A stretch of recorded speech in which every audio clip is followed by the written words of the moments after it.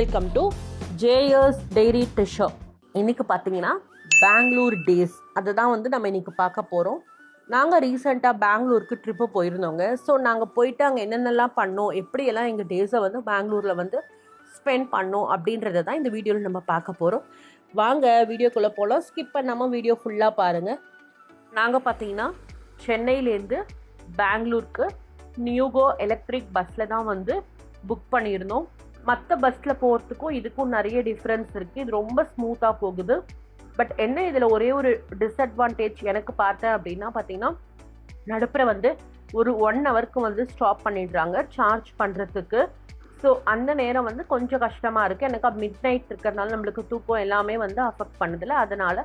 So மற்றபடி வந்து பார்த்திங்கன்னா கரெக்டாக எந்த டைமுக்கு கொண்டுட்டு போனாங்களோ, எந்த டைமுக்கு வந்து ரீச் பண்ணாங்க, எல்லா டைமும் வந்து குறிப்பிட்ட மாதிரி அழகாக இருந்தது. நாங்கள் வந்து நைட்டு பார்த்தீங்கன்னா இட்லியும் மிளகா பொடியும் சூப்பரான ட்ராவல் ஃப்ரெண்ட் அந்த டிஷ் தான் வந்து எடுத்துக்கிட்டோம். பெங்களூர் ரீச் ஆகிட்டோம்.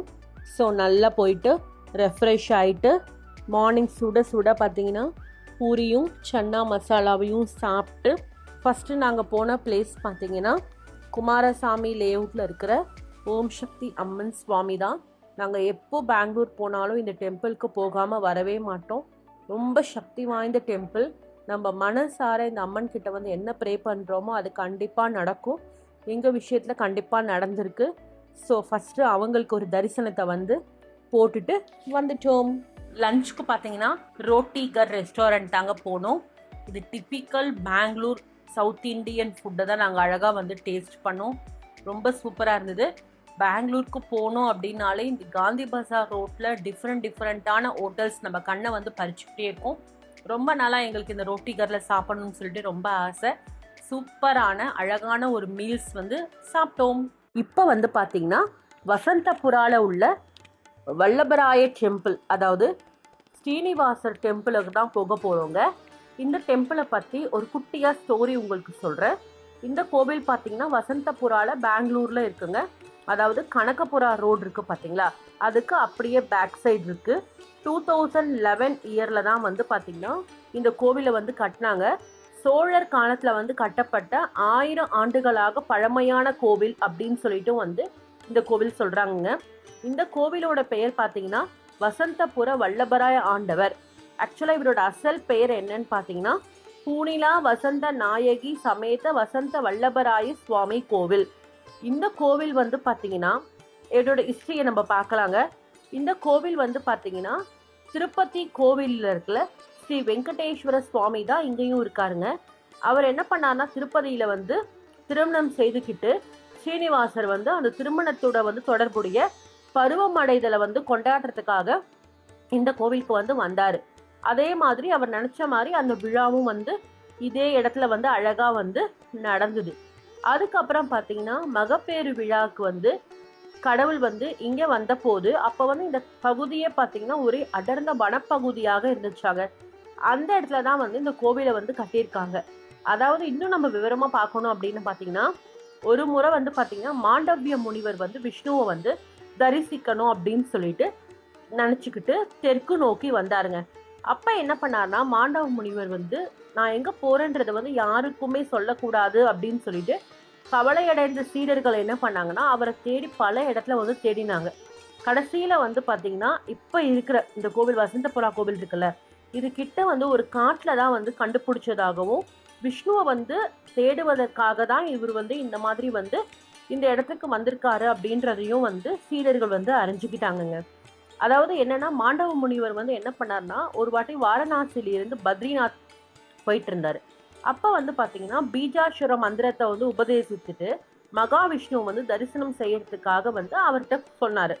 அப்போ வந்து பண்ணார் முனிவர் என்ன பண்ணார்னா ஒரு முறை விஷ்ணுவை தரிசனம் செய்ய விரும்பி திருப்பதிக்கு வந்தார்.